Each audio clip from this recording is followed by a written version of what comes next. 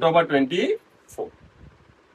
ঠিক একেদৰে এই প্ৰশ্নটোত চাব আমাক কি কৈছে root over 7 plus root over 7 plus root over 7ৰ মান কিমান হয়নে এতিয়া আমাৰ কেইটা ৰুট অভাৰ 7 প্লাছ হৈছে আমাৰ তিনিটা ৰুট অভাৰ 7 কি হৈছে প্লাছ হৈ আছে মানে আমি কি লিখিম এইখিনি 3 ৰুট 7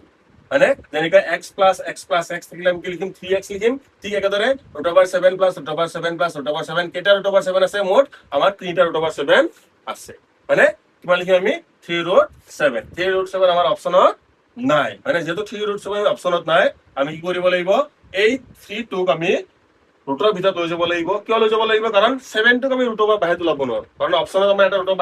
বাহিৰত আছে হয়নে বাকি গোটেইটা ৰুটৰ ভিতৰতে আছে হয়নে আমি 3 টোক কি কৰিম আমি ৰুটৰ ভিতৰত লৈ যাম কেনেকৈ লৈ যাম আমি কি লিখিব লাগিব আমি ৰুট অভাৰ 3 স্কয়াৰ আৰু ৰুট অভাৰ 7 হয়নে এই দুটা কি হৈছে আমাৰ ইনটু আছে ঠিক আছে হিট কিমান পালো আমি 9 হিট কিমান পালো আমি 7 হয়নে root over 9 into root over 7 আমি নৰমালি যেনেকৈ মাল্টিপ্লাই কৰো হেনেকৈ মাল্টিপ্লাই কৰিব পাৰিম ৰুট অভাৰ 9 ইনটু 7 কৰিলে কিমান পাম আমি ৰুট অভাৰ 63 মানে আমাৰ শুদ্ধটো কোনটো হল আমাৰ শুদ্ধটো হল অপচন এ ৰুট অভাৰ